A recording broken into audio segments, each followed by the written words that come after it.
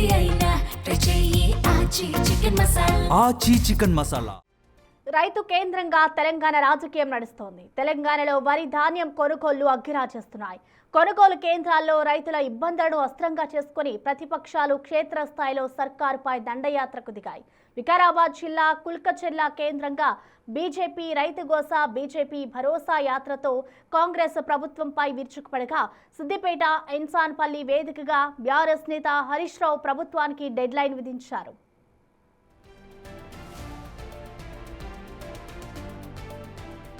BJP floor leader Eleti Maheshwar Reddy నేతృత్వంలో వికారాబాద్ జిల్లాలో జరిగిన యాత్రలో కాంగ్రెస్ వైఫల్యాన్ని ఎండగట్టారు. సీఎం రేవంత్ రెడ్డి కొనుగోళ్లపై తప్పుడు లెక్కలు చెబుతున్నారని, క్షేత్రస్థాయిలో 75% ధాన్యం కల్లాల్లోనే మురిగిపోతుందని ఆవేదన వ్యక్తం చేశారు. వారం రోజుల్లో వర్షాలు వస్తే రైతులకు భారీ నష్టం తప్పదని, దళారుల చేతిలో మోసపోయేలా ప్రభుత్వం చేస్తుందని మండిపడ్డారు. ఇక హమాలీ ఖర్చులు, గన్ని బ్యాగుల డబ్బులు రైతుల నుంచి వసూలు చేస్తున్నారని, బస్తాకు 4 కిలోల అదనపు తరుగు తీస్తున్నారని ఆగ్రహం వ్యక్తం చేశారు.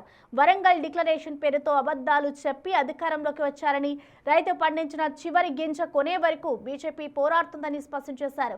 ఈ పర్యటనలో ఎంపీలు ఈటెల రాజేందర్, డీకే అరుణ, కొండా విశ్వేశ్వరరెడ్డి, రఘునందన్ రావు, ఎమ్మెల్యేలు వెంకట రమణారెడ్డి, కాటేపల్లి వెంకట రామారెడ్డి పాల్గొన్నారు.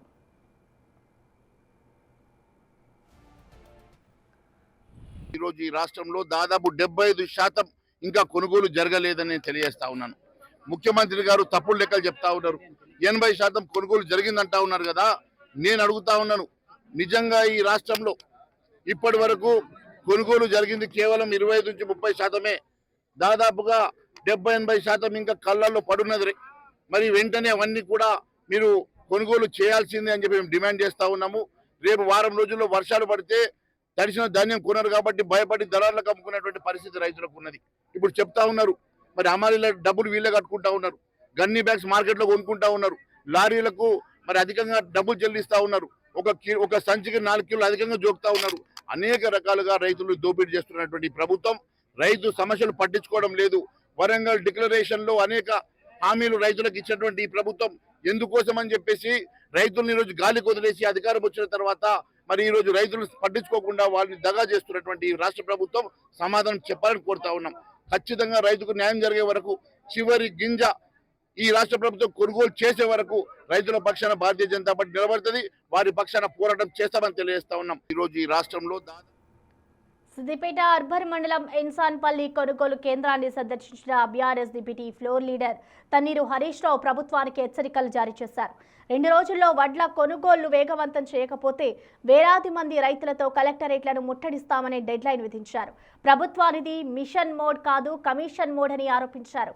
రేవంత్ రెడ్డి ఢిల్లీ ట్రిప్పులు ఆపి కొనుగోలు కేంద్రాలకు లారీల ట్రిప్పులు పెంచాలని ఎద్దేవా చేశారు. గన్ని బ్యాగులు లేవట ఇప్పటి 4 రోజులే. సంచులు పంపే తెలివి లేదా నీకు? సంచులు పంపవైతివి, లారీలు పంపవైతివి. ఢిల్లీకి ట్రిప్పులు బంద్ చేయి, లారీ ట్రిప్పులు పెంచు, గారెడి మాటలు బంద్ చేయి, గన్ని బ్యాగులు పంపించు. రైతుల గురించి పట్టించుకో. తిట్లు తగ్గించి ధాన్యం తరలించే ప్రయత్నం చెయ్యండి. లారీ ట్రిప్పులు పెంచండి, గన్ని బ్యాగులు సరఫరా చెయ్యండి. చెదలు పడుతుంది, వానలు పడే పరిస్థితి ఉంది, మొగలైతా ఉంది. యుద్ధ ప్రాతిపదికన అధికారులను పెట్టి రైతుల ఇబ్బందులు తొలగించాలని చెప్పి మేము ప్రభుత్వాన్ని డిమాండ్ చేస్తూ ఉన్నాం.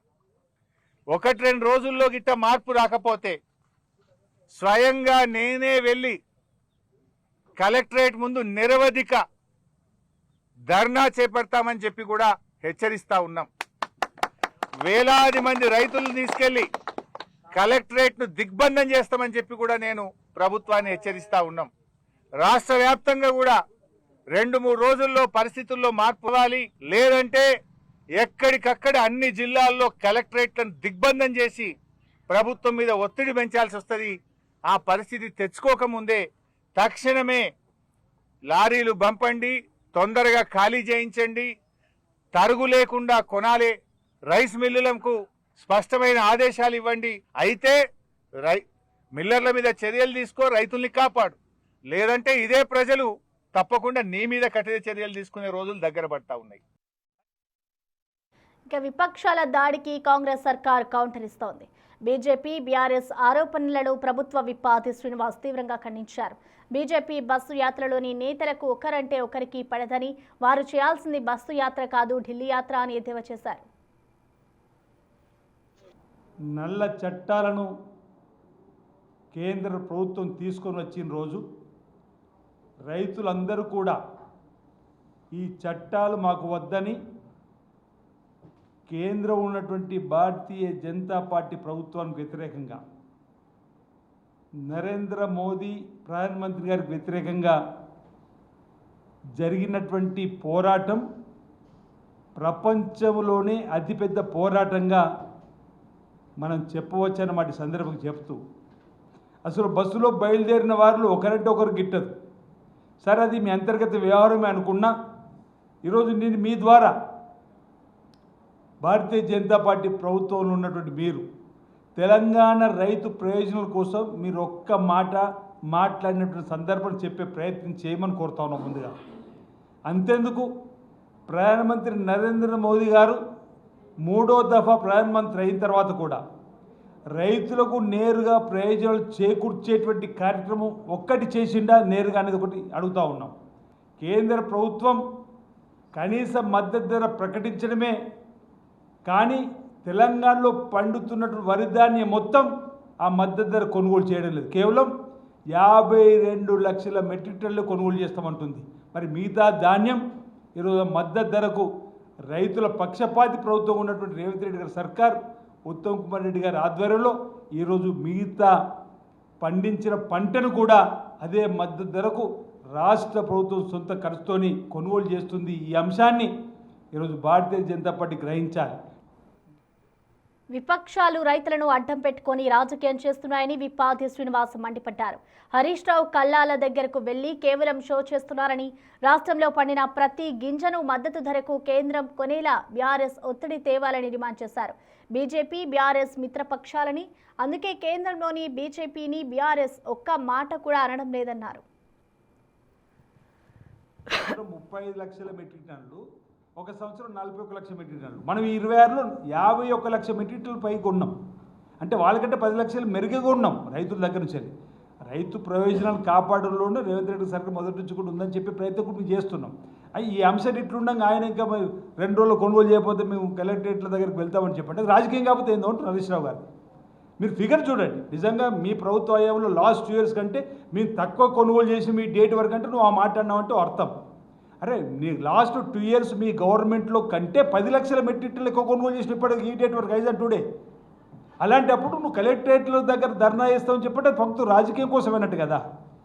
అంటే ప్రభుత్వం బదిలీ చేసే ప్రయత్నం చేయడం తప్ప, ఈరోజు రైతు ప్రయోజనాలు కాపాడే వాడివి అయితే, రైతు ప్రయోజనాలు ముఖ్యం అనుకుంటే ఎక్కడెక్కడ సమస్య ఉందో వెంటనే కలెక్టర్ గారికి చెప్పండి, పౌర సరఫరాల అధికారులకు చెప్పండి, ప్రోటోకాల్ అధికారులు ఉంటే వాళ్ళకి చెప్పండి. తప్పనిసరిగా ఆ రైతు దగ్గరికి, ఆ కళ్ళం దగ్గరికి ఈరోజు లారీని పంపించి ఏర్పాటు చేస్తాం.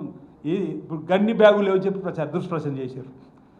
గన్ని బ్యాగులు లేవంటే దుష్ప్రచారం చేశారు. ఇదే బీఆర్ఎస్ పార్టీ కేటీఆర్ గన్ని బ్యాగులు లేవు. కానీ మేము ఆల్రెడీ 20 కోట్ల పైచీలకు ఆల్రెడీ కొనుగోలు చేసిన ఫిగర్స్ మీకు చూపిస్తాం.